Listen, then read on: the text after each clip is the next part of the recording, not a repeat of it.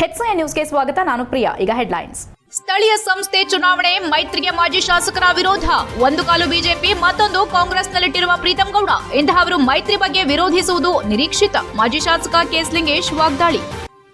ಬೈಕೆರೆ ಗ್ರಾಮಕ್ಕೆ ಸಂಪರ್ಕ ಕಲ್ಪಿಸುವ ಸುಮಾರು 1825 ಮೀಟರ್ ಉದ್ದದ ಕಾಂಕ್ರೀಟ್ ರಸ್ತೆ ಕಾಮಗಾರಿಗೆ ಭೂಮಿ ಪೂಜೆ. ಅಧಿಕಾರ ಇದ್ದಾಗ ಸಾಧ್ಯವಾದಷ್ಟು ಜನಪರ ಕಾರ್ಯಗಳನ್ನು ಮಾಡಬೇಕು. ಶಾಸಕ ಸಿಮೆಂಟ್ ಮಂಜುನಾಥ್ ಹೇಳಿಕೆ. ಮರಸುಹೊಸಹಳ್ಳಿ ಗ್ರಾಮದಲ್ಲಿ ದಶಕಗಳ ಕಾಲದಿಂದ ವಾಸಿಸುತ್ತಿರುವ ದಲಿತ ಕುಟುಂಬಗಳು ತೆರವುಗೊಳಿಸಲು ಅಧಿಕಾರಿಗಳ ನಿರಂತರ ಕಿರುಕುಳ. ಜೈ ಭೀಮ್ ಕ್ರಾಂತಿ ಸೇನೆ ಜಿಲ್ಲಾಧ್ಯಕ್ಷ ಬೆಳಗೋಡು ಬಸವರಾಜ್ ಆರೋಪ. ಕಳೆದ ಲೋಕಸಭಾ ಚುನಾವಣೆಯಲ್ಲಿ ಬಿಜೆಪಿ ಮತ್ತು ಜೆಡಿಎಸ್ ಪಕ್ಷ ಮೈತ್ರಿಯಲ್ಲಿ ಚುನಾವಣೆ ಎದುರಿಸುತ್ತಿದ್ರೂ ಕೂಡ ಪ್ರೀತಂ ಗೌಡ್ರು ಅವರು ಕಾಂಗ್ರೆಸ್ ಪರವಾಗಿ ಕೆಲಸ ಮಾಡಿದ್ರು. ಈಗ ಒಂದು ಕಾಲನ್ನ ಕಾಂಗ್ರೆಸ್ಗೆ ಇಟ್ಟು ಮೈತ್ರಿಯಿಂದ ಟಿಕೆಟ್ ಸಿಗದಿದ್ರೆ ಕಾಂಗ್ರೆಸ್ನಿಂದ ಸ್ಪರ್ಧೆ ಮಾಡೋ ಸಾಧ್ಯತೆಗಳಿದೆ. ಅಂತಹವರು ಮೈತ್ರಿಯ ಬಗ್ಗೆ ವಿರೋಧ ವ್ಯಕ್ತಪಡಿಸುತ್ತಿದ್ದಾರೆ ಎಂದು ಮಾಜಿ ಶಾಸಕ ಕೆಎಸ್ ಲಿಂಗೇಶ್ ಆರೋಪಿಸಿದರು.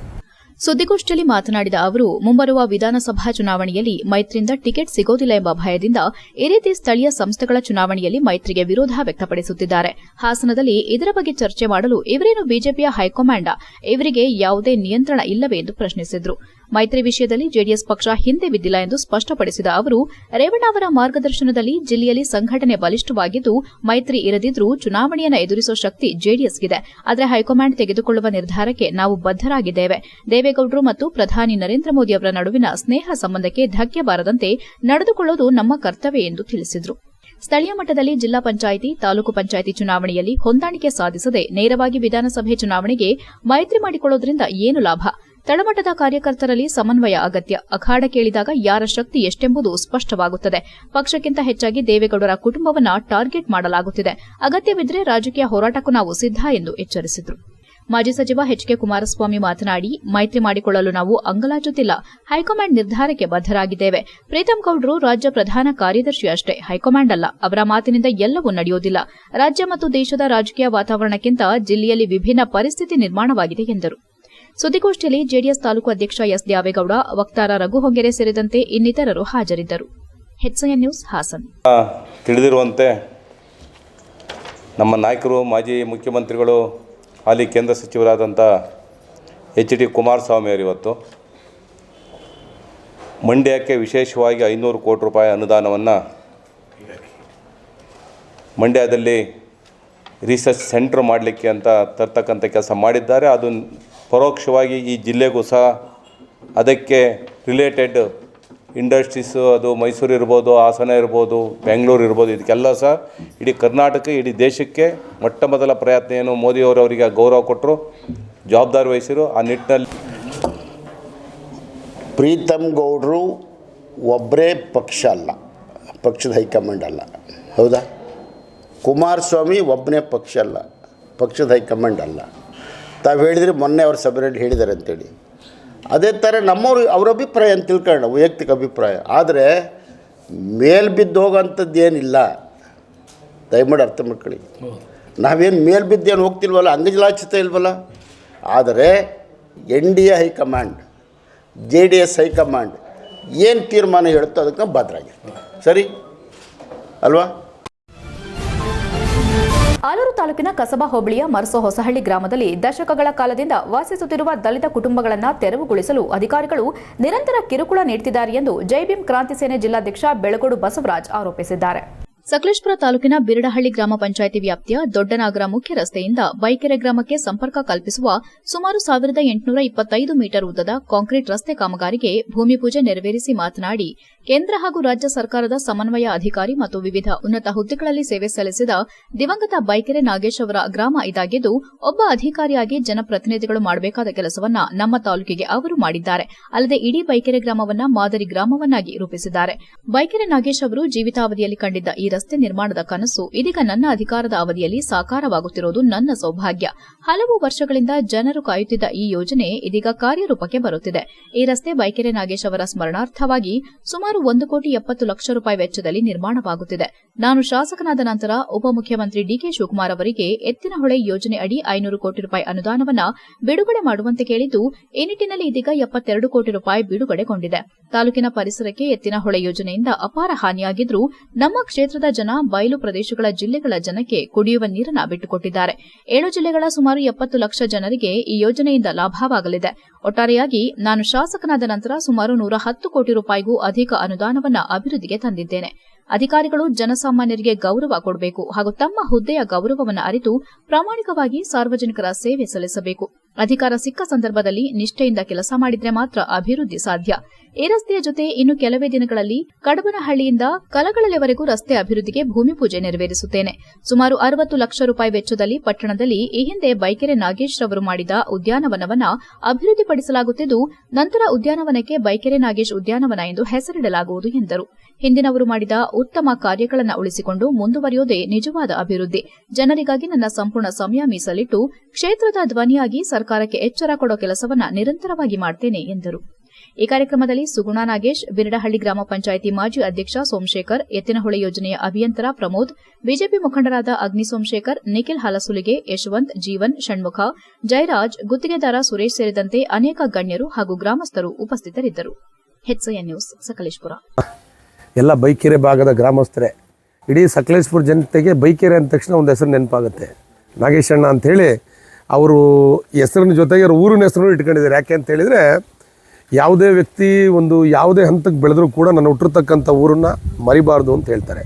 ಹಾಗಾಗಿ ಬೈಕೆರೆ ನಾಗೇಶ್ ಅಂತೇಳಿ ಹೆಸರನ್ನ ಇಟ್ಕೊಂಡು ದೆಹಲಿ ಪ್ರತಿನಿಧಿಯಾಗಿ ಸರ್ಕಾರಿ ಕೆಲಸಗಳಲ್ಲಿ ಹಲವಾರು ವರ್ಷ ಸೇವೆಯನ್ನು ಸಲ್ಲಿಸಿ ಅದರ ಜೊತೆಗೆ ಬೈಕೆರೆ ಗ್ರಾಮವನ್ನು ಕೂಡ ಒಂದು ಮಾದರಿ ಗ್ರಾಮವನ್ನಾಗಿ ಮಾಡಬೇಕು ಅಂಥೇಳಿ ಅವರ ಅಧಿಕಾರಾವಧಿಯಲ್ಲಿ ಅವಿರತ ಶ್ರಮವನ್ನು ಪಟ್ಟು ನಿಜವಾಗ್ಲೂ ಕೂಡ ಬೈಕೆರೆ ಗ್ರಾಮನ ಒಂದು ಮಾದರಿ ಗ್ರಾಮವನ್ನಾಗಿ ಮಾಡಿದ್ದಾರೆ. ಅವ್ರು ನೆನೆಸ್ಕೊಳ್ಳೇಬೇಕಾಗುತ್ತೆ ಈ ಸಂದರ್ಭದಲ್ಲಿ. ಬೈಕೆರೆ ನಾಗೇಶನಿಗೆ ಇದು ಒಂದು ರೋಡ್ ಆಗಬೇಕು ಅಂತೇಳಿ ಅವ್ರದ್ದು ಒಂದು ಕನಸಿತ್ತು, ಆಯಿತಾ. ಅದೇನೋ ಪಾಪ ಅವ್ರು ಇರ್ತಕ್ಕಂಥ ಸಂದರ್ಭದಲ್ಲಿ ಆಗಬೇಕಾಗಿತ್ತು. ಆದರೆ ನನ್ನ ಪುಣ್ಯ, ಅವ್ರು ಇರ್ತಕ್ಕಂಥ ಸಂದರ್ಭದಲ್ಲಿ ನಾನು ಶಾಸಕನಾಗಿ ಅವ್ರ ಜೊತೆ ಇದ್ದು ನನಗೂ ಒಂಥರ ಪುಣ್ಯ ಅಂತೇಳಿ ನಾನು ಈ ಸಂದರ್ಭದಲ್ಲಿ ಭಾವಿಸ್ತೀನಿ. ಈ ರಸ್ತೆ ಹಲವಾರು ವರ್ಷಗಳ ಕನಸು. ಇದನ್ನು ಎತ್ತಿನೊಳೆ ಯೋಜನೆಯಲ್ಲಿ ಈ ಅನುದಾನವನ್ನು ತರಲಿಕ್ಕೆ ಯಶಸ್ವಿಯಾಗಿದ್ದೀವಿ. ಏಕೆ ಅಂತೇಳಿದರೆ, ನಾನು ಶಾಸಕನಾಗಿ ಮೊದಲು ಹೋದಂಥ ಸಂದರ್ಭದಲ್ಲಿ ಎತ್ತಿನೊಳೆ ವಿಚಾರಕ್ಕೆ ಅನುದಾನನೇ ಕೊಡಲ್ಲ ಅಂತಕ್ಕಂಥ ಮಾತುಗಳು. ಯಾಕೆ ಅಂತೇಳಿದರೆ ಆಲ್ಮೋಸ್ಟ್ ಅಲ್ಲಿ 90% ಕೆಲಸಗಳು ಮುಗಿದೋಗಿದೆ, ಅನುದಾನ ಕೊಡಲ್ಲ ಅಂತಕ್ಕಂಥ ಮಾತುಗಳು. ನಾನು ಮಾನ್ಯ ಮುಖ್ಯಮಂತ್ರಿಗಳಿಗೂ ಹೇಳಿದೆ, DK ಶಿವಕುಮಾರ್ ಸರ್ಗೂ ಹೇಳಿದೆ, ನೀವೇನು ಮಾಡ್ತೀರೋ ನನಗೆ ಗೊತ್ತಿಲ್ಲ, ನನ್ನ ಕ್ಷೇತ್ರಕ್ಕೆ ಅನುದಾನ ಕೊಡಲ್ಲ, ನೀವು ಉದ್ಘಾಟನೆ ಮಾಡೋಕ್ಕೆ ಬಿಡಲ್ಲ ಅಂತ ಹೇಳಿದೆ ನಾನು. ಆದಮೇಲೆ DK ಶಿವಕುಮಾರ್ ಇಲ್ಲೇ ಬಂದು ಅಧಿಕಾರ ಇದ್ದಾಗ ಸಾಧ್ಯವಾದಷ್ಟು ಜನಪರ ಕಾರ್ಯಗಳನ್ನು ಮಾಡಬೇಕೆಂದು ಶಾಸಕ ಸಿಮೆಂಟ್ ಮಂಜುನಾಥ್ ಹೇಳಿದರು. ನಗರದಲ್ಲಿ ಬುಧವಾರ ನಡೆದ ಸುದ್ದಿಗೋಷ್ಠಿಯಲ್ಲಿ ಮಾತನಾಡಿದ ಅವರು, ಮರ್ಸು ಹೊಸಹಳ್ಳಿ ಗ್ರಾಮದ ಸರ್ವೆ ನಂಬರ್ 34ರಲ್ಲಿ ಸುಮಾರು 13 ಎಕರೆ 17 ಗುಂಟೆ ಜಮೀನಿದ್ದು, ಕಳೆದ ಸುಮಾರು 60 ವರ್ಷಗಳಿಂದ 10ಕ್ಕೂ ಹೆಚ್ಚು ದಲಿತ ಕುಟುಂಬಗಳು ಅಲ್ಲಿ ವಾಸಿಸುತ್ತಿವೆ. ಜನತಾ ಆಶ್ರಯ ಯೋಜನೆ ಮತ್ತು ಲ್ಯಾಂಡ್ ಆರ್ಮಿ ಯೋಜನೆಗಳ ಅಡಿ ಮನೆಗಳನ್ನು ನಿರ್ಮಿಸಿಕೊಂಡು ತಲಾ 20 ಗುಂಟೆ ಜಾಗದಲ್ಲಿ ಸಾಗುವಳಿ ಮಾಡಿಕೊಂಡು ಜೀವನ ಸಾಗಿಸುತ್ತಿದ್ದಾರೆ. ಒಟ್ಟು 30ಕ್ಕೂ ಹೆಚ್ಚು ಕುಟುಂಬಗಳು ಆ ಪ್ರದೇಶದಲ್ಲಿ ನೆಲೆಸಿದೆ ಎಂದು ವಿವರಿಸಿದರು. ಸರ್ವೆ ನಂಬರ್ 34ರ ಜಮೀನಿನ ಒಂದು ಭಾಗವನ್ನು ಅಗ್ನಿಶಾಮಕ ದಳ ರಸ್ತೆ ಮತ್ತು ರಂಗನಾಥ ಸ್ವಾಮಿ ದೇವಸ್ಥಾನಕ್ಕೆ ಸಂಪರ್ಕ ರಸ್ತೆ ನಿರ್ಮಾಣಕ್ಕೆ ಕಂದಾಯ ಇಲಾಖೆಯಿಂದ ಮಂಜೂರು ಮಾಡಲಾಗಿದೆ. ಆದರೆ ಇದೀಗ ರಾಜಕೀಯ ದುರುದ್ದೇಶದಿಂದ ದಲಿತ ಕುಟುಂಬಗಳನ್ನು ಗುರಿಯಾಗಿಸಿಕೊಂಡು ಎಪಿಎಂಸಿ ಕಟ್ಟಡ ನಿರ್ಮಾಣದ ಹೆಸರಲ್ಲಿ ತೆರವುಗೊಳಿಸುವ ಪ್ರಯತ್ನ ನಡೆಯುತ್ತಿದೆ ಎಂದು ಆರೋಪಿಸಿದರು. 1992ರಲ್ಲಿ ಫಾರಂ ನಂಬರ್ 50ರ ಅಡಿ ಅರ್ಜಿ ಸಲ್ಲಿಸಲಾಗಿದ್ದು, ರಮೇಶ್, ದ್ಯಾವಪ್ಪ ಮತ್ತು ಮಂಜಯ್ಯ ಅವರಿಗೆ ಮಾತ್ರ ಜಮೀನು ಮಂಜೂರಾಗಿದೆ. ಉಳಿದವರಿಗೆ ಮಂಜೂರಾಗದಿದ್ದರೂ ದಶಕಗಳಿಂದ ಅಲ್ಲಿ ಮನೆ ಕಟ್ಟಿಕೊಂಡು ವಾಸಿಸುತ್ತಿದ್ದಾರೆ. ಇಂತಹ ಸಂದರ್ಭದಲ್ಲಿ ಎಪಿಎಂಸಿ ಕಟ್ಟಡ ನಿರ್ಮಾಣಕ್ಕಾಗಿ ಭೂಮಿಯನ್ನ ಮಂಜೂರು ಮಾಡೋ ಪ್ರಕ್ರಿಯೆಯನ್ನ ರದ್ದುಪಡಿಸಿ ಬಡ ದಲಿತ ಕುಟುಂಬಗಳಿಗೆ ನ್ಯಾಯ ಒದಗಿಸಬೇಕೆಂದು ಆಗ್ರಹಿಸಿದರು.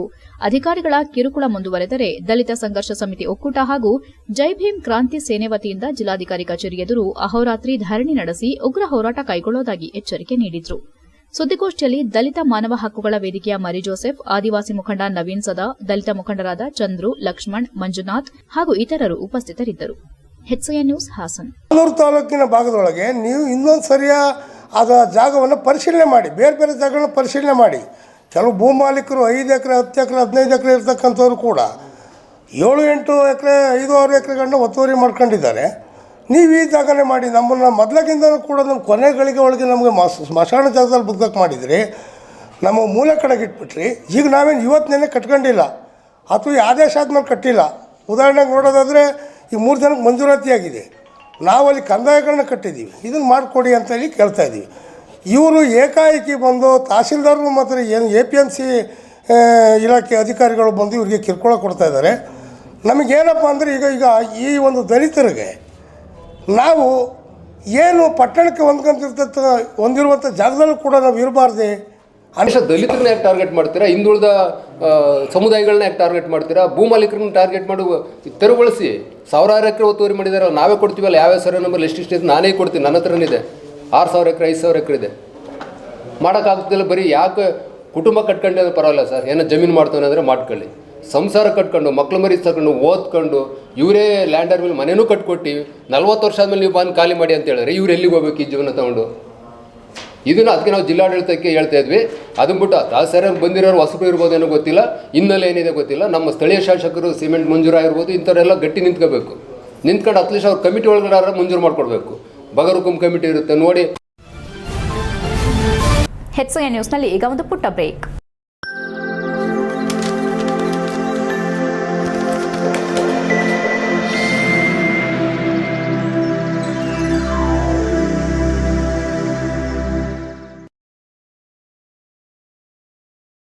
ಬ್ರೇಕ್ನ ನಂತರ HCN ನ್ಯೂಸ್ಗೆ ಸ್ವಾಗತ.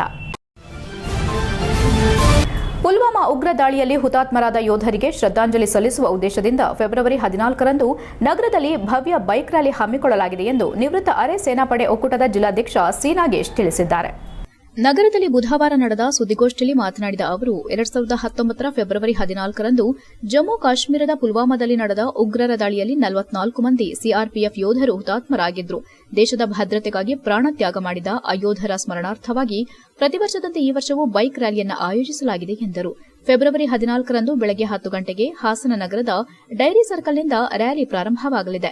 ರಿಂಗ್ ರಸ್ತೆ, ತನ್ವಿ ತ್ರಿಷಾ ಕಲ್ಯಾಣ ಮಂಟಪ ಮಾರ್ಗ, ಸುಬೇದಾರ್ ನಾಗೇಶ್ ವೃತ್ತ, ಸಾಲುಗಾಮೆ ರಸ್ತೆ, Malenadu engineering college, Sahyadri circle, Hemavathi ಪ್ರತಿಮೆ ಮುಂಭಾಗ, ಎನ್ಆರ್ ಸರ್ಕಲ್, ಡಿಸಿ ಕಚೇರಿ ಮಾರ್ಗವಾಗಿ ರೈಲ್ವೆ ಸ್ಟೇಷನ್ ಮತ್ತು ಡೈರಿ ಸರ್ಕಲ್ ಮೂಲಕ ಕೆಂಚಟ್ಟಹಳ್ಳಿವರೆಗೂ ನಿವೃತ್ತ ಅರೆ ಸೇನಾಪಡೆ ಕಟ್ಟಡದವರೆಗೂ ಸಾಗಲಿದ್ದು ಅಲ್ಲಿ ರ್ಯಾಲಿ ಸಮಾರೋಪಗೊಳ್ಳಲಿದೆ ಎಂದು ವಿವರಿಸಿದರು.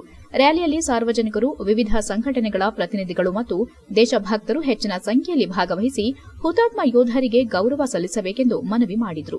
ಸುದ್ದಿಗೋಷ್ಠಿಯಲ್ಲಿ ಒಕ್ಕೂಟದ ಜಿಲ್ಲಾ ಉಪಾಧ್ಯಕ್ಷರಾದ ರಮೇಶ್, ನಾರಾಯಣಪ್ಪ, ಎಚ್ ಕುಮಾರ್, ಎಚ್ಆರ್ ವಿಜಯಕುಮಾರ್ ಸೇರಿದಂತೆ ಇತರರು ಉಪಸ್ಥಿತರಿದ್ದರು. HCN news Hassan. ನಾವು ಏನು ಗಡಿಯಲ್ಲಿ ಮತ್ತು ಆಂತರಿಕ ಸುರಕ್ಷೆಯಲ್ಲಿ ಮತ್ತು ಏನು ಗುಡ್ಡಗಾಡಿನಲ್ಲಿ ಕೆಲಸ ಮಾಡ್ತಾ ಇದ್ದೀವಿ, ಅದರಲ್ಲಿ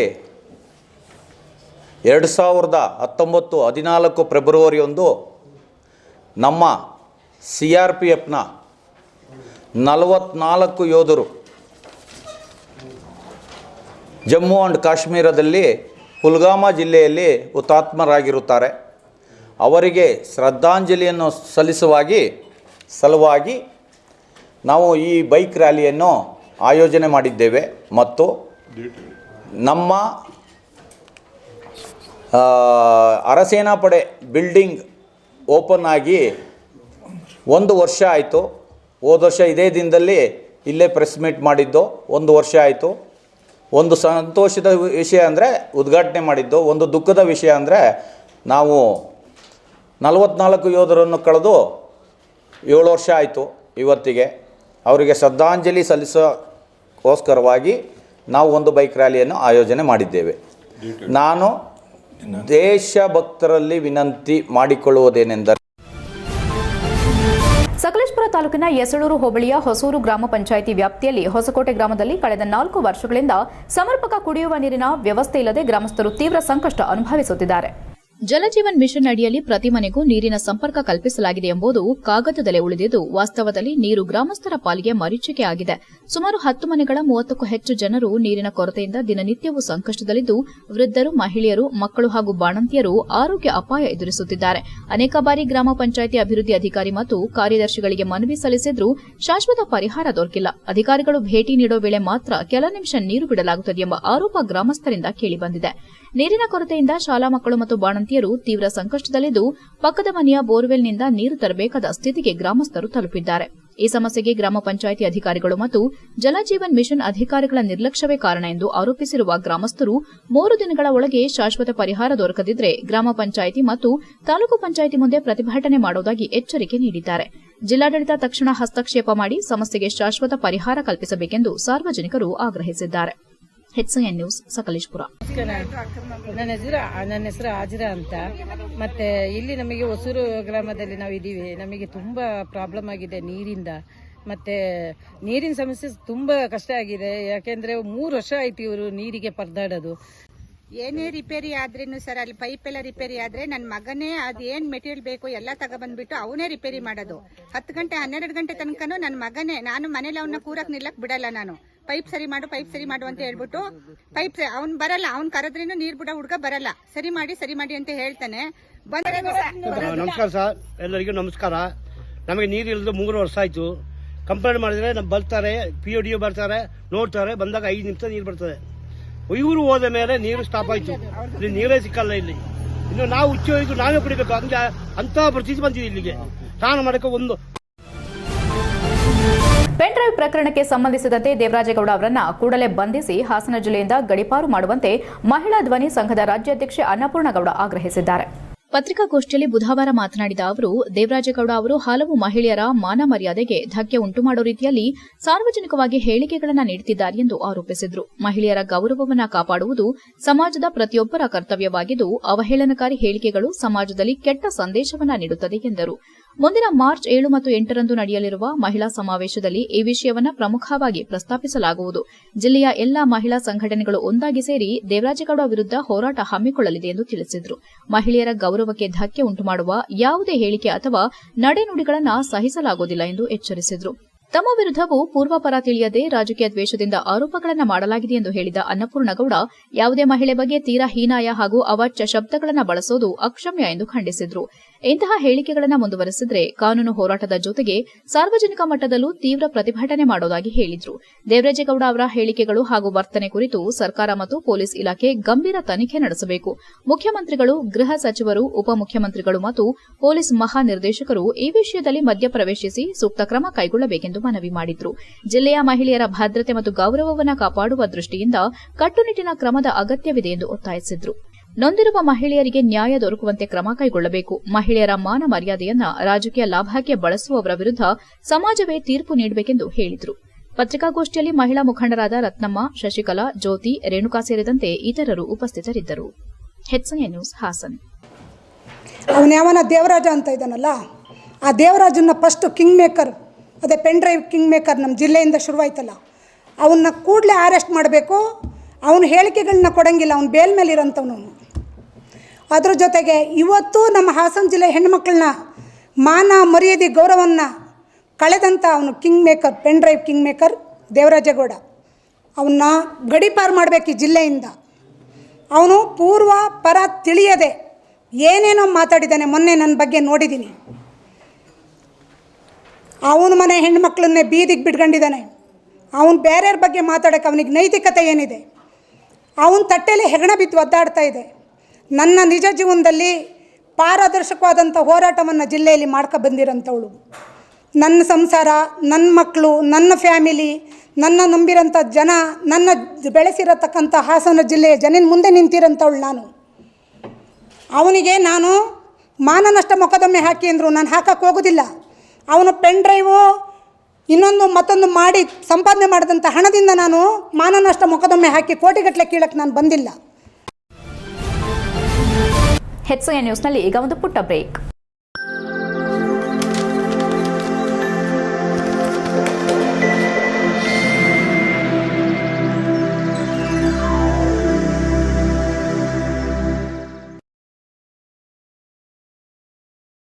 ಬ್ರೇಕ್ನ ನಂತರ HCN ನ್ಯೂಸ್ಗೆ ಸ್ವಾಗತ.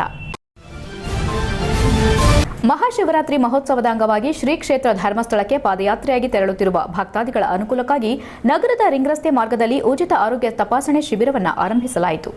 ಸಾವಿರಾರು ಸಂಖ್ಯೆಯಲ್ಲಿ ಭಕ್ತರು ಈ ಮಾರ್ಗವಾಗಿ ಸಾಗುವ ಹಿನ್ನೆಲೆ ಅವರ ಆರೋಗ್ಯದ ಹಿತದೃಷ್ಟಿಯಿಂದ ಈ ಸೇವಾ ಕಾರ್ಯವನ್ನು ಹಮ್ಮಿಕೊಳ್ಳಲಾಗಿದೆ. ಪ್ರತಿ ವರ್ಷ ಮಹಾಶಿವರಾತ್ರಿ ಸಂದರ್ಭದಲ್ಲಿ ರಾಜ್ಯದ ವಿವಿಧ ಭಾಗಗಳಿಂದ ಸಹಸ್ರಾರು ಭಕ್ತರು ಶ್ರೀ ಮಂಜುನಾಥ ಸ್ವಾಮಿಯ ದರ್ಶನಕ್ಕೆ ಪಾದಯಾತ್ರೆ ಕೈಗೊಳ್ಳುತ್ತಾರೆ. ಕೆಲವರು ಹಗಲು ರಾತ್ರಿ ಎನ್ನದೇ ದೀರ್ಘ ದೂರ ನಡೆದು ಧರ್ಮಸ್ಥಳ ತಲುಪುತ್ತಾರೆ. ಈ ಸಂದರ್ಭದಲ್ಲಿ ದೈಹಿಕ ಆಯಾಸ, ನೀರಿನ ಕೊರತೆ, ರಕ್ತದ ಒತ್ತಡ ಏರುಪೇರು, ಸಕ್ಕರೆ ಪ್ರಮಾಣ ವ್ಯತ್ಯಾಸ ಸೇರಿದಂತೆ ವಿವಿಧ ಆರೋಗ್ಯ ಸಮಸ್ಯೆಗಳು ಕಾಣಿಸಿಕೊಳ್ಳುವ ಸಾಧ್ಯತೆ ಇರುವುದರಿಂದ ಮುಂಜಾಗ್ರತಾ ಕ್ರಮವಾಗಿ ಉಚಿತ ಆರೋಗ್ಯ ತಪಾಸಣಾ ಶಿಬಿರ ಆಯೋಜಿಸಲಾಗಿದೆ. ಶಿಬಿರದಲ್ಲಿ ರಕ್ತದ ಒತ್ತಡ ಪರೀಕ್ಷೆ, ರಕ್ತದ ಸಕ್ಕರೆ ಪರೀಕ್ಷೆ, ಸಾಮಾನ್ಯ ಆರೋಗ್ಯ ಪರಿಶೀಲನೆ, ಪ್ರಾಥಮಿಕ ಚಿಕಿತ್ಸೆ ಮತ್ತು ಅಗತ್ಯ ಸಲಹೆಗಳನ್ನು ನೀಡಲಾಗುತ್ತಿದೆ. ಅಗತ್ಯವಿದ್ದಲ್ಲಿ ವೈದ್ಯಕೀಯ ನೆರವು ಒದಗಿಸಲು ವ್ಯವಸ್ಥೆ ಮಾಡಲಾಗಿದೆ. ಪಾದಯಾತ್ರಿಕರು ತಮ್ಮ ಆರೋಗ್ಯವನ್ನು ನಿರ್ಲಕ್ಷ್ಯ ಮಾಡದೆ ಈ ಉಚಿತ ಸೇವೆಯ ಸದುಪಯೋಗ ಪಡೆದುಕೊಳ್ಳಬೇಕೆಂದು ಮನವಿ ಮಾಡಲಾಗಿದೆ. ಈ ಸಂದರ್ಭದಲ್ಲಿ ಮಾತನಾಡಿದ ಆಯೋಜಕರು, ಧರ್ಮಸ್ಥಳಕ್ಕೆ ಭಕ್ತಿ ಭಾವದಿಂದ ಪಾದಯಾತ್ರೆ ಮಾಡುವ ಪ್ರತಿಯೊಬ್ಬರ ಶ್ರದ್ಧೆ ಶ್ಲಾಘನೀಯ. ಅವರ ಭಕ್ತಿಗೆ ಶ್ರೀ ಕ್ಷೇತ್ರ ಮಂಜುನಾಥ ಸ್ವಾಮಿಯ ಆಶೀರ್ವಾದ ಇರಲಿ, ಉತ್ತಮ ಆರೋಗ್ಯ ಮತ್ತು ಕ್ಷೇಮ ಲಭಿಸಲಿ ಎಂದು ಹಾರೈಸಿದರು. ಸಮಾಜ ಸೇವೆಯ ಭಾಗವಾಗಿ ಹಮ್ಮಿಕೊಳ್ಳಲಾದ ಈ ಆರೋಗ್ಯ ತಪಾಸಣಾ ಶಿಬಿರ ಭಕ್ತರ ಆರೋಗ್ಯ ಕಾಳಜಿಯನ್ನು ಮನಗಂಡು ನಡೆಸಲಾಗಿದ್ದು, ಮುಂದಿನ ದಿನದಲ್ಲಿಯೂ ಭಕ್ತರ ಸಹಕಾರದೊಂದಿಗೆ ಯಶಸ್ವಿಯಾಗಿ ಮುಂದುವರಿಯಲಿದೆ ಎಂದು ತಿಳಿಸಿದರು. HCN news Haasan.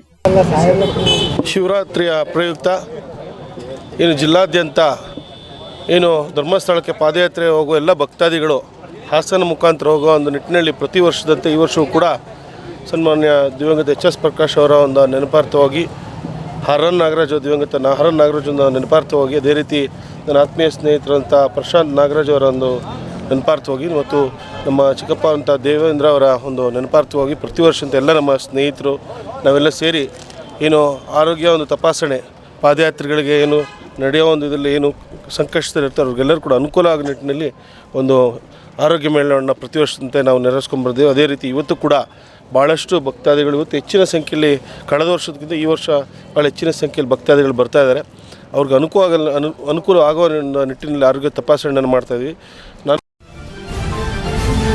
ರಾಜ್ಯದ ಎಲ್ಲ ಸರ್ಕಾರಿ ಆಸ್ಪತ್ರೆಗಳಲ್ಲಿ ಉಚಿತ ಮತ್ತು ಉತ್ತಮ ಗುಣಮಟ್ಟದ ಔಷಧಗಳು ಲಭ್ಯವಾಗಬೇಕು ಮತ್ತು ಕರ್ನಾಟಕದಲ್ಲಿ ಸಮಗ್ರ ಆರೋಗ್ಯ ಹಕ್ಕಿನ ಕಾಯ್ದೆ ಜಾರಿಗೆ ಬರಬೇಕೆಂದು ಫೆಬ್ರವರಿ 12ರಂದು ಆರೋಗ್ಯ ಹಕ್ಕಿನ ಜಾಥಾ ನಡೆಸಿ ರಾಜ್ಯ ಸರ್ಕಾರವನ್ನು ಒತ್ತಾಯಿಸಲಾಗುವುದೆಂದು ಡ್ರಗ್ಸ್ ಆಕ್ಷನ್ ಫೋರಂ ಕರ್ನಾಟಕದ ಸದಸ್ಯ ಮಹೇಶ್ ಪಟೇಲ್ ಮತ್ತು ಕೆಆರ್ಎಸ್ ಪಾರ್ಟಿಯ ನಿರಂಜನ್ ತಿಳಿಸಿದರು. ಪತ್ರಿಕಾಗೋಷ್ಠಿಯಲ್ಲಿ ಬುಧವಾರ ಮಾತನಾಡಿ, ಹಲವಾರು ಜನಪರ ಸಂಘಟನೆಗಳ ಒಕ್ಕೂಟವಾಗಿರುವ ಈ ಆರೋಗ್ಯ ಹಕ್ಕಿನ ಜಾಥಾ ಹಮ್ಮಿಕೊಳ್ಳಲಾಗಿದ್ದು 4 ಪ್ರಮುಖ ಬೇಡಿಕೆಗಳನ್ನು ಸರ್ಕಾರದ ಮುಂದೆ ಇಡಲಾಗಿದೆ. ಅದರಲ್ಲಿ 2024ರ ಡಿಸೆಂಬರ್ನಲ್ಲಿ ಬಳ್ಳಾರಿ ಜಿಲ್ಲಾಸ್ಪತ್ರೆಯಲ್ಲಿ ಕಳಪೆ ಔಷಧ ಬಳಕೆಯಿಂದ ಹಲವಾರು ತಾಯಂದಿರು ಸಾವನ್ನಪ್ಪಿದ ಘಟನೆ ರಾಜ್ಯದ ಆರೋಗ್ಯ ವ್ಯವಸ್ಥೆಯ ದುರವಸ್ಥೆಯನ್ನ ಬಯಲಿಗೆಳೆದಿದೆ. ಇದರ ಹಿನ್ನೆಲೆ 2025ರ ಫೆಬ್ರವರಿಯಲ್ಲಿ 15 ಜಿಲ್ಲೆಗಳಲ್ಲಿ ಆರೋಗ್ಯ ಹಕ್ಕಿನ ಜಾಥಾ ಹಮ್ಮಿಕೊಂಡು ಜಿಲ್ಲಾಧಿಕಾರಿಗಳ ಮುಖಾಂತರ ಸರ್ಕಾರಕ್ಕೆ ಮನವಿ ಸಲ್ಲಿಸಲಾಗಿದ್ದು, ಇದುವರೆಗೂ ಯಾವುದೇ ಸ್ಪಷ್ಟ ಪ್ರತಿಕ್ರಿಯೆ ದೊರಕದ ಹಿನ್ನೆಲೆ ಈ ವರ್ಷ ರಾಜ್ಯದ ಎಲ್ಲಾ 31 ಜಿಲ್ಲೆಗಳಲ್ಲಿ ಈ ಜಾಥಾವನ್ನು ವಿಸ್ತರಿಸಲಾಗಿದೆ ಎಂದರು. ಉಚಿತ ಔಷಧ ವಿತರಣೆ ಮೊದಲ ಬೇಡಿಕೆಯಾಗಿದ್ದು, ಚಿಕಿತ್ಸಾ ವೆಚ್ಚದಲ್ಲಿ 60ರಿಂದ 70ರಷ್ಟು ಮೊತ್ತ ಔಷಧಗಳಿಗೆ ಖರ್ಚಾಗುತ್ತದೆ. ಈ ಹಿನ್ನೆಲೆ ಎಲ್ಲಾ ಸರ್ಕಾರಿ ಆಸ್ಪತ್ರೆಗಳಲ್ಲಿ ರೋಗಿಗಳಿಗೆ ಉಚಿತ ಔಷಧ ಸಿಗಬೇಕು. ಸರ್ಕಾರಿ ವೈದ್ಯರು ಹೊರಗಡೆ ಖರೀದಿಸಲು ಚೀಟಿ ನೀಡಬಾರದು. ಔಷಧಗಳ ಗುಣಮಟ್ಟವನ್ನು ಸರ್ಕಾರವೇ ಖಚಿತಪಡಿಸಬೇಕು. ತಮಿಳುನಾಡು, ಕೇರಳ ಮತ್ತು ರಾಜಸ್ಥಾನ ರಾಜ್ಯಗಳಲ್ಲಿ ಉಚಿತ ಔಷಧ ವಿತರಣೆ ಯಶಸ್ವಿಯಾಗಿ ಜಾರಿಯಲ್ಲಿದೆ.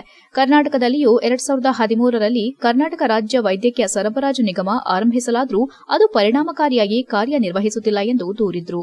ಜಿಲ್ಲಾಸ್ಪತ್ರೆಗಳ ಎದುರು ಖಾಸಗಿ ಔಷಧ ಅಂಗಡಿಗಳ ಸಾಲು ಇದಕ್ಕೆ ಸಾಕ್ಷಿ ಎಂದು ಸಂಘಟನೆ ಹೇಳಿದೆ. 12 ಜಿಲ್ಲೆಗಳಲ್ಲಿ ನಡೆಸಿದ ಸಮೀಕ್ಷೆಯಲ್ಲಿ 568 ರೋಗಿಗಳು ಒಟ್ಟು 4,05,140 ವೆಚ್ಚ ಮಾಡಿರುವುದು ಬಹಿರಂಗವಾಗಿದೆ ಎಂದು ಮಾಹಿತಿ ನೀಡಲಾಗಿದೆ ಎಂದರು. ರಾಜ್ಯದಲ್ಲಿ ಆರೋಗ್ಯವು ಎಲ್ಲ ಲಿಂಗ, ವರ್ಗ, ಜಾತಿ, ಸಮುದಾಯಗಳ ಹಕ್ಕಾಗಬೇಕು. ಬಡವರು, ಕಾರ್ಮಿಕರು, ದಲಿತರು, ಆದಿವಾಸಿಗಳು, ಸ್ಲಂ ನಿವಾಸಿಗಳು, ಲಿಂಗತ್ವ ಹಾಗೂ ಲೈಂಗಿಕ ಅಲ್ಪಸಂಖ್ಯಾತರು ಸೇರಿದಂತೆ ಎಲ್ಲಾ ಶೋಷಿತ ಸಮುದಾಯಗಳಿಗೆ ಸಮಾನ ಮತ್ತು ಗುಣಮಟ್ಟದ ಆರೋಗ್ಯ ಸೇವೆ ಲಭ್ಯವಾಗಬೇಕೆಂದು ಒತ್ತಾಯಿಸಿದರು. ಪತ್ರಿಕಾಗೋಷ್ಠಿಯಲ್ಲಿ ಮಾಲತಮ್ಮ, ಕೃತಿಕಾ, ಮರಿ ಜೋಸೆಫ್, ಮಂಜುನಾಥ್ ಇತರರು ಉಪಸ್ಥಿತರಿದ್ದರು. HCN news Hassan. ಏನು ಇವತ್ತಿನ ದಿವಸ ಸರ್ಕಾರಿ ಆಸ್ಪತ್ರೆಗಳನ್ನು ಖಾಸಗೀಕರಣ ಮಾಡಬೇಕಂತ ಹೇಳ್ತಾ ಇದ್ದಾರೆ, ಅದರ ಒಂದು ವಿರೋಧವಾಗಿ ಮಾಡ್ತಾ ಇದ್ದೀವಿ. ಮತ್ತು ಎಲ್ಲ ಸರ್ಕಾರಿ ಆಸ್ಪತ್ರೆಗಳಲ್ಲಿ ಉಚಿತವಾಗಿ ಔಷಧಿ ಮತ್ತು ಗುಣಮಟ್ಟದ ಸೇವೆಗಳು ಸಿಗಬೇಕಂತ ಹೇಳಿ, ಮತ್ತು ಖಾಸಗಿ ಆಸ್ಪತ್ರೆಗಳಲ್ಲಿ ಇವತ್ತೇನು ಬೇಕಾಬಿಟ್ಟಿಯಾಗಿ ಬಿಲ್ಗಳು ಒಂದು ಆಸ್ಪತ್ರೆಗೆ ಒಂದಿದ್ರೆ ಇನ್ನೊಂದು ಆಸ್ಪತ್ರೆಗೆ ಒಂದಿದೆ, ಹಾಗಾಗಿ ಸರ್ಕಾರ ಕಡಿವಾಣ ಹಾಕಬೇಕನ್ನೋದು. ಮತ್ತು 4ನೇದು ಪ್ರಮುಖವಾಗಿ ಇವತ್ತು ರಾಜಸ್ಥಾನ. ಆದರೆ ನಮ್ಮ ದುರ್ದೈವ ಅಂತ ನಮ್ಮ ರಾಷ್ಟ್ರದಲ್ಲಾಗಲಿ ರಾಜ್ಯದಲ್ಲಾಗಲಿ ಎಲ್ಲೂ ನಮಗೆ ಉಚಿತ ಆರೋಗ್ಯ ಸೇವೆ ಆಗಲಿ ಉಚಿತ ಶಿಕ್ಷಣ ಸಿಗ್ತಾ ಇಲ್ಲ. ಕಾರಣ ಈ ರಾಜಕಾರಣಿಗಳ ಒಡೆತನದಲ್ಲಿ ಅನೇಕ ಸಂಸ್ಥೆಗಳಿದ್ದಾವೆ. ಹಾಗಾಗಿ ನಮಗೆ ಬಡವರಿಗೆ ಎಲ್ಲಿ ಉಚಿತವಾಗಿ ಔಷಧಿ ಸಿಗುತ್ತೆ? ನೀವು ಯಾವುದೇ ಸರ್ಕಾರಿ ಆಸ್ಪತ್ರೆಗೆ ಹೋದರೂ ಕೂಡ 100ಕ್ಕೆ 99 ಭಾಗ ಹೊರಗಡೆನ ಔಷಧಿ ಬರ್ಕೊಡ್ತಾರೆ. ಅಲ್ಲಿ ಹಾಸ್ಪಿಟ್ಲ್ಗಳಲ್ಲಿ ಇರ್ತೈತೋ ಅವ್ರಿಗೆ ಗೊತ್ತದೋ, ಅವ್ರ ಎದುರುಗಡೆನೇ ಅವರ ರಿಲೇಷನ್ಗೆ, ಅವ್ರ ಸಂಬಂಧಿಕರಿಗೆ ಮೆಡಿಕಲ್ ಶಾಪನ್ನು ಮಾಡಿಕೊಟ್ಟಿರ್ತಾರೆ. ಆ ಕಾನೂನಲ್ಲಿ ಏನಿದೆ, ಇದು ಸಿಗಬೇಕಾಗಂತ ಮಾನಸಿಕ ಮತ್ತು ದೈಹಿಕ ಆರೋಗ್ಯದ ಹಕ್ಕು. ಆದರೆ ಮೂಲಭೂತ ಹಕ್ಕಾಗಿದೆ ನಮ್ಮದು ಆರೋಗ್ಯ ಅಂದರೆ. ಆದರೆ ಇತ್ತೀಚಿನ ದಿನಗಳಲ್ಲಿ ಎಲ್ಲಿ ಸಿಗ್ತಾ ಇದೆ ಅಂತ ಒಂದು ಗುಣಮಟ್ಟವಾದ ಚಿಕಿತ್ಸೆ ಸಿಗ್ತಾ ಇಲ್ಲ. ಸರ್ಕಾರಿ ಆಸ್ಪತ್ರೆಗಳಿಗೆ ಹೋದರೆ ಎಲ್ಲ ಔಷಧಿಗಳಿಗೆ ಹೊರಗಡೆ ಬರ್ಕೊಡ್ತಾರೆ. ಮತ್ತು ಏನೇ ಒಂದು ಬ್ಲಡ್ ಟೆಸ್ಟ್ ಮಾಡಿಸ್ಬೇಕಂದ್ರೂ ಅವ್ರದ್ದೇ ಆದಂಥ ಬೇರೆ ಪ್ರೈವೇಟ್ ಲ್ಯಾಬ್ರೇಟರಿಗೆ ಕಳಿಸ್ಕೊಡ್ತಾರೆ. ಈ ಥರ ಒಂದು ಸಮಸ್ಯೆಗಳು ತುಂಬ ಕಾಡ್ತಾ ಇದ್ದಾವೆ. ಆರ್ಥಿಕವಾಗಿ ಪ್ರಬಲವಾಗಿಲ್ಲದೆ ಅಂಥ ಸಮುದಾಯಗಳು ಎಲ್ಲೋಗಿ ತೋರಿಸ್ಕೋಬೇಕು ಅನ್ನೋದೇ ನಮ್ಮ ಒಂದು ಮೇನ್ ಇಂಟೆನ್ಷನ್ ಆಗಿದೆ. ಸೊ ಇವಾಗ ಬಡವರಾಗಿರ್ಬೋದು, ಶ್ರೀಮಂತರಿಗೆ ಎಲ್ಲೋ ಒಂದು ಸರ್ಕಾರ. HCN ನ್ಯೂಸ್ನಲ್ಲಿ ಈಗ ಒಂದು ಪುಟ್ಟ ಬ್ರೇಕ್. ಹಾಸನದಲ್ಲಿ 28 ವರ್ಷಗಳಿಂದ ಜನತೆಗೆ ಅತ್ಯುತ್ತಮವಾದ ವೈದ್ಯಕೀಯ ಸೇವೆಯನ್ನು ನೀಡುತ್ತಿರುವ Hemavathi multi speciality hospital Hassan. ನಮ್ಮಲ್ಲಿ ದಿನದ 24 ಗಂಟೆಯೂ ಆಕ್ಸಿಡೆಂಟಲ್ ಇಂಜುರೀಸ್ ಮತ್ತು ಎಮರ್ಜೆನ್ಸಿ ಸರ್ವಿಸ್ಗಳನ್ನು ಹೊಂದಿದೆ. ಹೇಮಾವತಿ ಆಸ್ಪತ್ರೆಯ ಡಾಕ್ಟರ್ ನಿಖಿಲ್ ಆರ್ಭಟ್ ರವರು MS ಆರ್ಥೋಪೆಡಿಕ್ನಲ್ಲಿ ಚಿನ್ನದ ಪದಕ ಪಡೆದು ಸಿಂಗಾಪುರ್ ಜನರಲ್ ಹಾಸ್ಪಿಟಲ್ನಲ್ಲಿ ಫೆಲೋಶಿಪ್ ಇನ್ ಜಾಯಿಂಟ್ ರಿಪ್ಲೇಸ್ಮೆಂಟ್ ಸರ್ಜರಿಯ ಪದವಿ ಪಡೆದು ಸೇವೆಯನ್ನ ಸಲ್ಲಿಸಿರುತ್ತಾರೆ.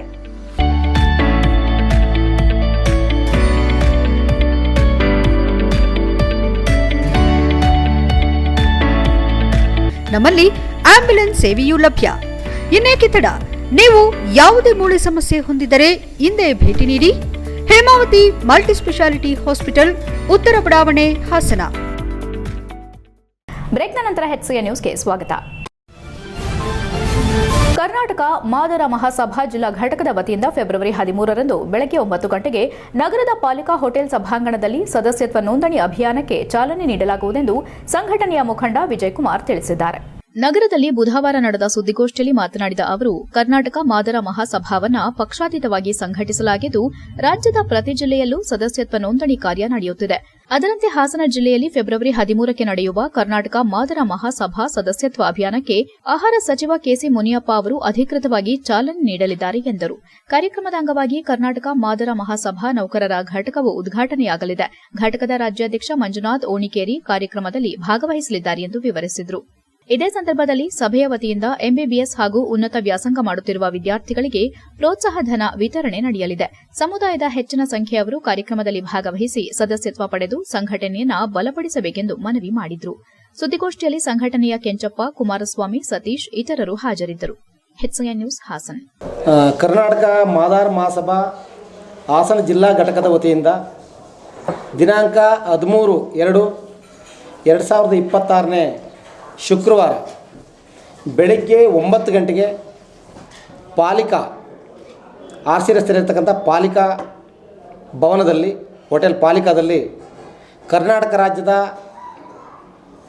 ಆಹಾರ ಮತ್ತು ನಾಗರಿಕ ಪೂರೈಕೆ ಸಚಿವರಾದಂಥ KH ಮುನಿಯಪ್ಪನವರು ಸದರಿ ಕಾರ್ಯಕ್ರಮಕ್ಕೆ ಬರ್ತಾಯಿದ್ದಾರೆ.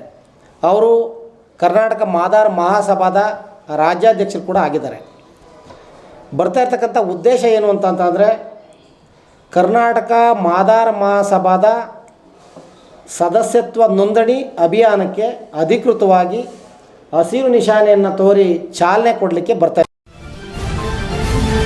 ಅಕ್ರಮವಾಗಿ ದೇಶ ಪ್ರವೇಶಿಸುವ ಪ್ರಕರಣಗಳು ಖಂಡನೀಯವಾಗಿದ್ದು, ಸರ್ಕಾರ ಸೂಕ್ತ ಕ್ರಮ ಕೈಗೊಳ್ಳಬೇಕು ಎಂಬುದು ತಮ್ಮ ವೈಯಕ್ತಿಕ ಅಭಿಪ್ರಾಯ.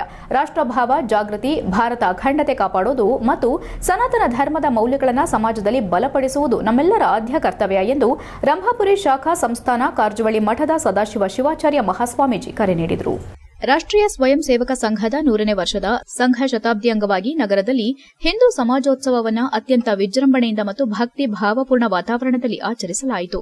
ಕಾರ್ಯಕ್ರಮದ ಅಂಗವಾಗಿ ಹಾಸನ ನಗರದ ವಾಣಿ ವಿಲಾಸ ಶಾಲೆ ಆವರಣದಿಂದ ಭವ್ಯ ಬೈಕ್ ಜಾಥಾ ಆರಂಭವಾಗಿ ಪ್ರಮುಖ ಬೀದಿಗಳಲ್ಲಿ ಸಂಚರಿಸಿ ಅರಳಿಕಟ್ಟೆ ವೃತ್ತದವರೆಗೂ ಸಾಗಿತು. ಜಾಥಾದ ವೇಳೆ ದೇಶಭಕ್ತಿ ಘೋಷಣೆಗಳು ಮೊಳಗಿದ್ದು ಸಾರ್ವಜನಿಕರಲ್ಲಿ ವಿಶೇಷ ಉತ್ಸಾಹ ಮೂಡಿಸಿತು. ನಂತರ ಆಲೂರು ತಾಲೂಕು ಶ್ರೀಮದ್ ರಂಭಾಪುರಿ ಶಾಖಾ ಸಂಸ್ಥಾನ ಕಾರಜವಳ್ಳಿ ಮಠದ ಸದಾಶಿವ ಶಿವಾಚಾರ್ಯ ಮಹಾಸ್ವಾಮೀಜಿಯವರನ್ನ ವಾದ್ಯ ಮೇಳದೊಂದಿಗೆ ಮತ್ತು ಮಹಿಳೆಯರು ಕಳಸ ಹೊತ್ತು ಸಾಂಪ್ರದಾಯಿಕವಾಗಿ ಸ್ವಾಗತಿಸಿದ್ರು. ಈ ವೇಳೆ ಮಾಧ್ಯಮದೊಂದಿಗೆ ಮಾತನಾಡಿದ ಸದಾಶಿವ ಶಿವಾಚಾರ್ಯ ಮಹಾಸ್ವಾಮೀಜಿ, ದೇಶದ ನಾನಾ ಭಾಗಗಳಲ್ಲಿ ಹಿಂದೂ ಸಮಾಜೋತ್ಸವದ ಮೂಲಕ ಏಕತಾ ಸಂದೇಶ ಸಾರಲಾಗುತ್ತಿದೆ ಎಂದು ತಿಳಿಸಿದ್ರು. ಸನಾತನ ಧರ್ಮದ ವಿವಿಧ ಒಳ ಪಂಗಡಗಳು ಪರಸ್ಪರ ಭಿನ್ನಾಭಿಪ್ರಾಯಗಳನ್ನು ಬದಿಗಿಟ್ಟು ಒಗ್ಗಟ್ಟಿನಿಂದ ನಡೆದುಕೊಳ್ಳಬೇಕೆಂದು ಅವರು ಕರೆ ನೀಡಿದ್ರು. ಸಮಾಜದಲ್ಲಿ ಏಕತಾ ಭಾವನೆ ಬಲವಾದಾಗ ಮಾತ್ರ ರಾಷ್ಟ್ರ ಶಕ್ತಿಶಾಲಿಯಾಗುತ್ತದೆ ಎಂದು ಹೇಳಿದ್ರು. ಭಾರತ ದೇಶದ ಶಾಂತಿ, ಭದ್ರತೆ ಮತ್ತು ಅಖಂಡತೆ ಕಾಪಾಡುವುದು ಪ್ರತಿಯೊಬ್ಬ ನಾಗರಿಕರ ಕರ್ತವ್ಯವಾಗಿದೆ. ಅಕ್ರಮವಾಗಿ ದೇಶ ಪ್ರವೇಶಿಸುವ ಪ್ರಕರಣಗಳು ಖಂಡನೀಯವಾಗಿದ್ದು, ಸರ್ಕಾರ ಸೂಕ್ತ ಕ್ರಮ ಕೈಗೊಳ್ಳಬೇಕು ಎಂಬುದು ತಮ್ಮ ವೈಯಕ್ತಿಕ ಅಭಿಪ್ರಾಯ ಎಂದು ಹೇಳಿದ್ರು. ದೇಶಪ್ರೇಮ ಮತ್ತು ರಾಷ್ಟ್ರಾಭಿಮಾನ ಪ್ರತಿಯೊಬ್ಬರಲ್ಲೂ ಬೇರೂರಬೇಕೆಂದು ಅವರು ಸಲಹೆ ನೀಡಿದ್ರು. ಕಾರ್ಯಕ್ರಮದ ಮುಖ್ಯ ವಕ್ತಾರರಾಗಿ ಬೆಂಗಳೂರಿನ ಯುವ ವಾಗ್ಮಿ ಉತ್ಕರ್ಷ್ ಕೆಎಸ್ ಭಾಗವಹಿಸಿದ್ರು. ಶ್ರೀ ಸಾಯಿಬಾಬಾ ಮಂದಿರದಿಂದ ಸಂಕೀರ್ತನ ಯಾತ್ರೆ ನಡೆಯಿತು. ಸುನಾದ ಸಂಗೀತ ಮತ್ತು ಗಮಕ ಶಾಲೆಯ ವಿದ್ಯಾರ್ಥಿಗಳಿಂದ ಭಕ್ತಿಗೀತೆ ಕಾರ್ಯಕ್ರಮ ಮನಮೋಹಕವಾಗಿ ನಡೆಯಿತು. ಭರತನಾಟ್ಯ ವಿದುಷಿ ಗುರು ಶ್ರೀಮತಿ ಅಂಬಳೆ ರಾಜೇಶ್ವರಿ ಅವರ ಶಿಷ್ಯರಾದ ಶ್ರೀಮತಿ ಲಕ್ಷ್ಮೀ ರಾಜೇಶ್ ತಂಡದಿಂದ ನಡೆದ ಭರತನಾಟ್ಯ ಪ್ರದರ್ಶನ ಪ್ರೇಕ್ಷಕರ ಮನ ಗೆದ್ದಿತು. ಮೆರವಣಿಗೆಯ ಸಂದರ್ಭದಲ್ಲಿ ಗೋವುಗಳಿಗೆ ಪೂಜೆ ಸಲ್ಲಿಸುವ ಮೂಲಕ ಧಾರ್ಮಿಕ ಸಂಪ್ರದಾಯಗಳನ್ನು ಪಾಲಿಸಲಾಯಿತು. ಈ ಸಂದರ್ಭದಲ್ಲಿ ಹಿಂದೂ ಸಮಾಜೋತ್ಸವ ಸಮಿತಿ ಅಧ್ಯಕ್ಷ ಶೋಭನ್ ಬಾಬು, ಉಪಾಧ್ಯಕ್ಷರಾದ ಬಾಲಾಜಿ, ಪುಟ್ಟಸ್ವಾಮಿ ಶೆಟ್ಟರು, ಶ್ರೀಮತಿ ಸುಮಾ, ಕಾರ್ಯದರ್ಶಿ ಶಿವಾಜಿ ರಾಜಪುರೋಹಿತ್, ಸಂಚಾಲಕ ಎಚ್ಬಿ ಪ್ರಣವ ಭಾರದ್ವಾಜ್ ಸೇರಿದಂತೆ ಶಾಂತಕುಮಾರ್, ವೇಣುಗೋಪಾಲ್, ಮದನ್, ಸುರೇಶ್, ಹೇಮಂತ್, ಮಂಜು, ಪ್ರತೀಕ್, ಲೋಕೇಶ್, ರಕ್ಷಿತ್ ಭಾರದ್ವಾಜ್, ವೇದಾವತಿ, ಚಂದ್ರು, ಶಶಾಂಕ್, ಯತೀಶ್, ಟಿಎಚ್ ಚಂದ್ರಶೇಖರ್, ಸತ್ಯಪ್ರಸಾದ್, ರಾಜೀವ್ ಹಾಗೂ ಅನೇಕ ಕಾರ್ಯಕರ್ತರು ಉಪಸ್ಥಿತರಿದ್ದರು. HN news Hassan. ಈಗಾಗಲೇ ದೇಶದ ನಾನಾ ಭಾಗದೆಡೆಗೆ ಹಿಂದೂ ಸಮಾಜೋತ್ಸವ ಹೆಸರಿನಲ್ಲಿ ಅನೇಕ ಕಾರ್ಯಕ್ರಮಗಳು ಸಾಗಿಕೊಂಡು ಬರ್ತಾ ಇದ್ದಾವೆ. ಇವತ್ತಿನ ದಿನ ವಿಶೇಷವಾಗಿ ನಮ್ಮ ಉತ್ತರ ಬಡಾವಣೆಯಲ್ಲಿ ಕಾರ್ಯಕ್ರಮಗಳು ವಿಶೇಷವಾಗಿ ಬಹಳ ಚೆನ್ನಾಗಿ ಮಾಡ್ಕೊಂಡು ಬರ್ತಾ ಇದ್ದಾರೆ.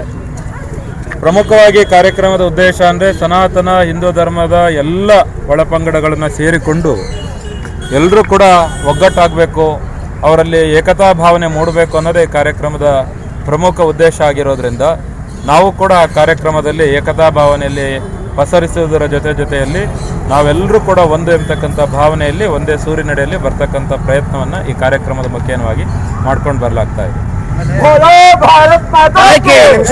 ಈ ದೇಶದೊಳಗೆ ಒಂದು ಶಾಂತಿ ಕದಡೋದಕ್ಕೆ ಕೆಲವು ಬಾಂಗ್ಲಾದವರು ಒಡೆ ಮುಗಿಸ್ತಾ ಇದ್ದಾರೆ. ಕೊನೆಯಲ್ಲಿ ಮತ್ತೊಮ್ಮೆ ಮುಖ್ಯಾಂಶಗಳು. ಸ್ಥಳೀಯ ಸಂಸ್ಥೆ ಚುನಾವಣೆ ಮೈತ್ರಿಗೆ ಮಾಜಿ ಶಾಸಕರ ವಿರೋಧ. ಒಂದು ಕಾಲು ಬಿಜೆಪಿ, ಮತ್ತೊಂದು ಕಾಂಗ್ರೆಸ್ನಲ್ಲಿಟ್ಟಿರುವ ಪ್ರೀತಂ ಗೌಡ. ಇಂತಹವರು ಮೈತ್ರಿ ಬಗ್ಗೆ ವಿರೋಧಿಸುವುದು ನಿರೀಕ್ಷಿತ. ಮಾಜಿ ಶಾಸಕ ಕೆಎಸ್ ಲಿಂಗೇಶ್ ವಾಗ್ದಾಳಿ. ಬೈಕೆರೆ ಗ್ರಾಮಕ್ಕೆ ಸಂಪರ್ಕ ಕಲ್ಪಿಸುವ ಸುಮಾರು 1825 ಮೀಟರ್ ಉದ್ದದ ಕಾಂಕ್ರೀಟ್ ರಸ್ತೆ ಕಾಮಗಾರಿಗೆ ಭೂಮಿ ಪೂಜೆ. ಅಧಿಕಾರ ಇದ್ದಾಗ ಸಾಧ್ಯವಾದಷ್ಟು ಜನಪರ ಕಾರ್ಯಗಳನ್ನು ಮಾಡಬೇಕು. ಶಾಸಕ ಸಿಮೆಂಟ್ ಮಂಜುನಾಥ್ ಹೇಳಿಕೆ. ಮರಸುಹೊಸಹಳ್ಳಿ ಗ್ರಾಮದಲ್ಲಿ ದಶಕಗಳ ಕಾಲದಿಂದ ವಾಸಿಸುತ್ತಿರುವ ದಲಿತ ಕುಟುಂಬಗಳು ತೆರವುಗೊಳಿಸಲು ಅಧಿಕಾರಿಗಳ ನಿರಂತರ ಕಿರುಕುಳ. ಜೈ ಭೀಮ್ ಕ್ರಾಂತಿ ಸೇನೆ ಜಿಲ್ಲಾಧ್ಯಕ್ಷ ಬೆಳಗೋಡು ಬಸವರಾಜ್ ಆರೋಪ. ಇಷ್ಟೊತ್ತು ನೀವು ನೋಡಿದ್ದು ಹಾಸನದ ಸುದ್ದಿ ಅಂದ್ರೆ ಹೆಚ್ಎನ್ ನ್ಯೂಸ್.